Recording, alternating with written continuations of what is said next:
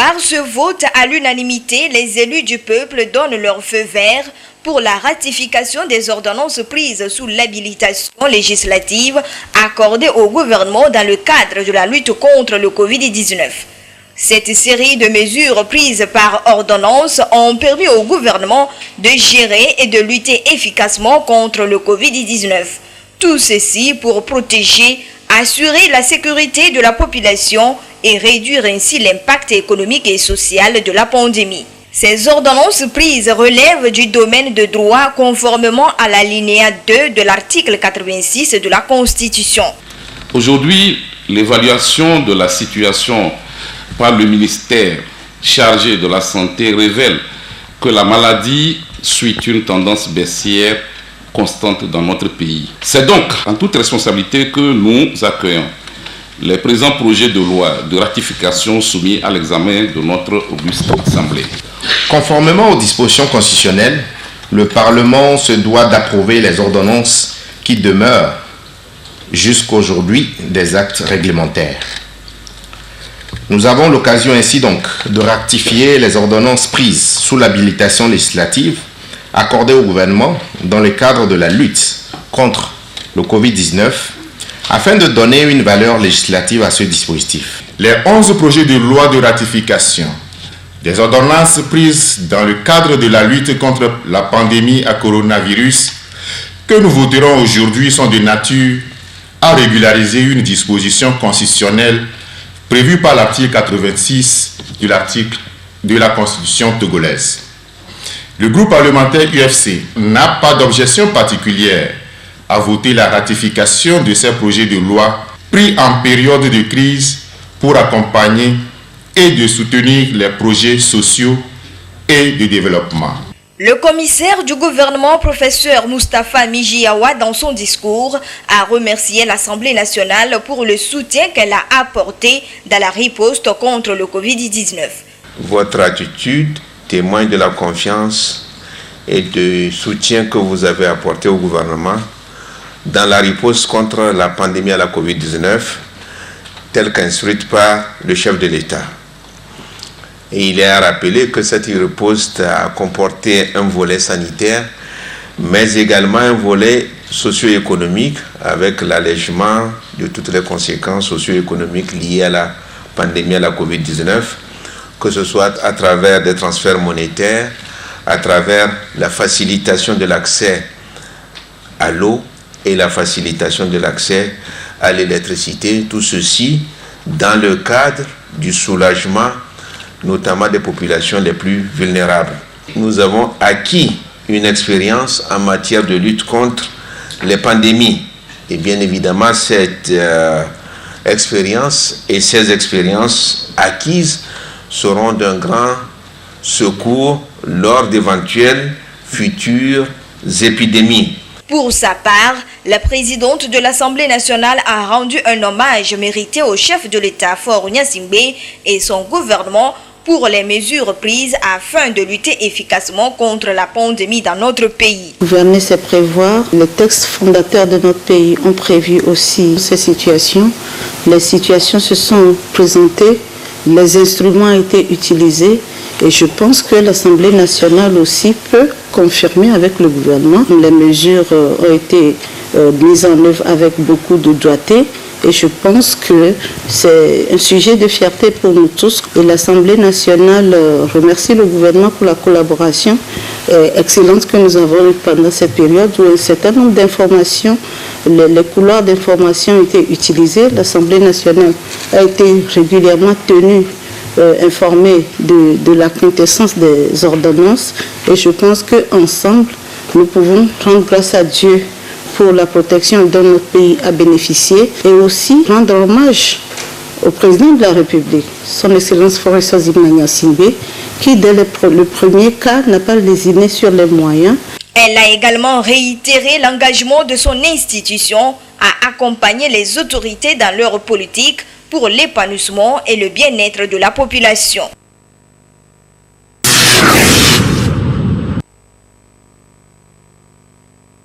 L'autorité de régulation des marchés publics au Togo, ARMP, Dans une dynamique d'amélioration du cadre juridique et institutionnel de son fonctionnement, a procédé à une revisitation des textes qui régissent les passations.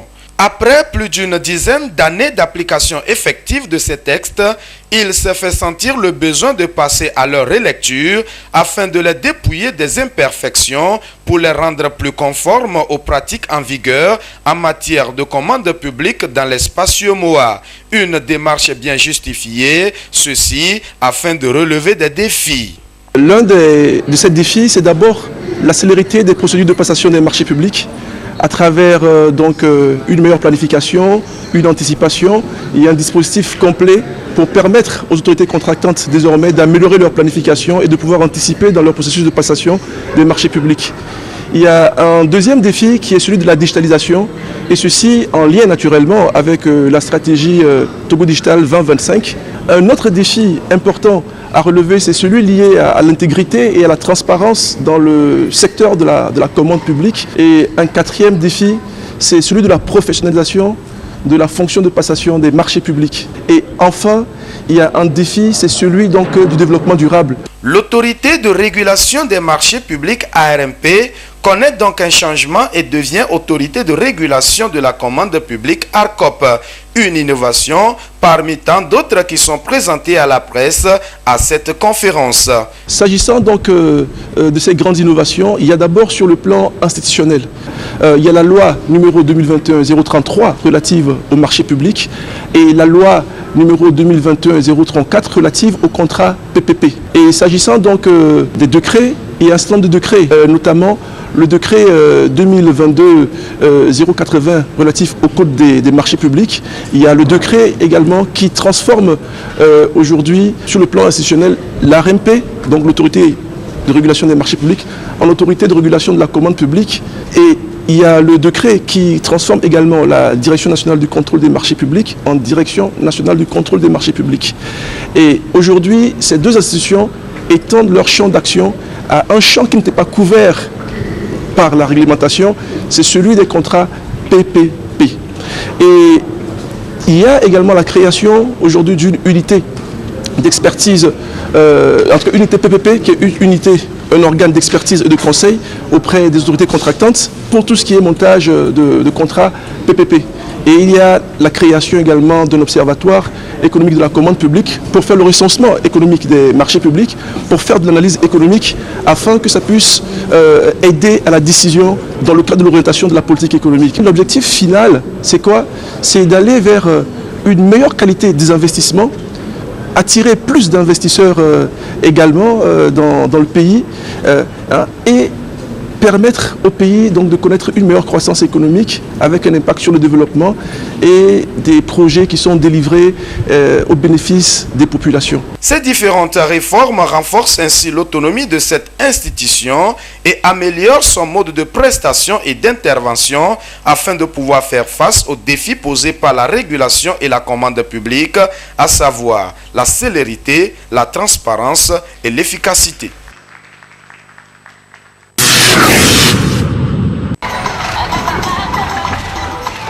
La 37e édition de la grande quinzaine commerciale est au rendez-vous cette année 2022. Après la pandémie au Covid-19, c'est le premier essai qui se déroule du 15 au 31 décembre uniquement sur le site principal à Agbadahonou. Une opportunité commerciale et d'affaires renouvelée pour les opérateurs économiques, les commerçants, bref, les acteurs du secteur privé togolais. Je suis entreprenante, c'est ma première fois. Ça a été une ambition pour moi de venir exposer à la quinzaine, faire connaître mes produits. Donc je suis vraiment très contente qu'on a ouvert la quinzaine cette année. On va encore voir le monde et les petits-enfants, les parents, et pour partager ce moment spécial. Cette année, on a encore eu la chance d'avoir la grande quinzaine ouverte et bon, pas mal de gens ne sont pas au courant que la quinzaine est ouverte. Donc on vous invite à venir visiter la quinzaine commerciale, à supporter les entrepreneurs locaux. Une initiative de la Chambre de commerce et d'industrie du Togo CCIT qui permet de promouvoir les produits des opérateurs économiques et de soutenir le secteur privé. À la quinzaine commerciale, vous trouverez des produits locaux et divers autres articles. Standard, les délices de mout. Mouta et on a jus de gingembre pressé à froid. Et on a glace, glace qu'on a coudolé. Ça se fait avec des fruits. Fruits collés, les filles, c'est n'igno que ma ou nami les togoa.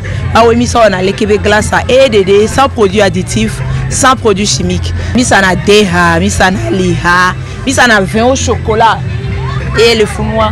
Dis-toi, c'est du vin et du chocolat et je bois vin, chocolat plus café. Mi le péa messia me boneva délice de mout, ne va découvrir mi avait nous commis heva et la Georgino certainement parce que mi avec beaucoup de finesse et amour. Nous produisons du jus de bissap, citron, alangba au lait. Bon, j'ai un peu innové la langba, donc j'ajoute un peu de lait. Et puis il y a aussi un fruit que j'utilise actuellement, le jus de corosol. Donc je l'ai aussi innové en mettant un peu de lait dedans. Donc je suis là à la quinzaine pour présenter les merveilles du Togo. Il y a beaucoup à découvrir ici. Et surtout, je les invite à venir dans mon stand. C'est Gaming House, la maison des mélanges, les mélanges de saveurs. Il y a de très bonnes choses, des cadeaux pour les enfants, des jouets et des habits pour les enfants aussi. On n'oublie même pas les parents aussi, hein, parce qu'on a des habits pour les mamans et les papas aussi. Visitez A21, Vivi de l'amour, et on a tout pour les enfants, tout ce qu'il faut pour la fête. On a plein de produits, nos glaces sont faites maison de façon artisanale. On a aussi des cornets qui sont faits maison également et des biscuits spécialement faits maison. Donc on vous attend et on espère que vous serez nombreux au rendez-vous. La CCIT Togo pour l'éclosion d'un secteur privé fort. C'est le thème retenu pour cette édition de la grande quinzaine commerciale. Tout est fin prêt pour le lancement officiel des activités ce mercredi 21 décembre. Et c'est comme ça, c'est la quinzaine commerciale. CICIC 2023. Est-ce que vous avez pu... C'est par surprise que certains magasins et boutiques d'alimentation générale et d'autres produits ont accueilli une équipe de contrôle. Équipe composée des agents de l'Association togolaise des consommateurs ATC, des ministères du commerce, de la santé et de la communication. Une visite de routine, surtout en fin d'année, pour s'assurer de la qualité et de la durée de vie normale des produits mis sur le marché. Au cours de cette sortie, nous avons eu à être regardant sur la qualité des produits, c'est-à-dire nous avons pris leur identité, et quand nous parlons d'identité en matière de consommation, nous parlons de la date de production, le numéro de lot et la date de péremption. C'est les trois repères qui nous permettent de savoir si d'abord le produit est propre à la consommation. Nous avons eu à approcher les chefs de magasin qui nous ont rassuré que leurs produits sont électroniquement suivis depuis les magasins de stockage par le biais de leurs fichiers. Et ils nous ont rassuré que tout sera fait afin que le consommateur soit à l'aise et sécurisé dans ses acquisitions. L'équipe de contrôle a sillonné des supermarchés et boutiques d'Agbalpedo, de Tochi, de Baguida, d'Amotivé et le marché de Hedranawe. Une opération importante qui permet de protéger les consommateurs des produits périmés proposés par certains commerçants véreux. Les consommateurs sont appelés à la vigilance. Aux consommateurs d'être très regardants dans les produits dont ils se font acquisition, et surtout aux commerçants d'oublier l'idée de gain actif qui les pousse à mettre à la disposition du consommateur des produits impropres à la consommation, tant sur le plan alimentaire, vestimentaire que des jouets que nous offrons à nos enfants. Soyons suffisamment regardants. Aux autorités, nous les encourageons à être encore plus regardants comme ils l'ont été jusqu'à ce jour. Albert Lawson, commerçant des produits congelés, se dit être toujours préoccupé de la qualité de ses produits. Les conditions sont bien remplies, les clients satisfaits, ça fait le chiffre d'affaires, c'est l'objectif. On ne s'attendait pas, mais on savait que régulièrement ça se passe. Ce n'est pas la première fois. On est tranquille. Je sais que les clients, même qui sont présents, ne vont pas dire le contraire. Les produits périmés ont des impacts graves sur la santé, que ce soit à court ou à long terme. Il convient donc de les éviter afin de ne pas se créer des problèmes de santé. Les Togolais sont donc invités à une grande vigilance lors de l'achat des produits alimentaires en cette période de fin d'année.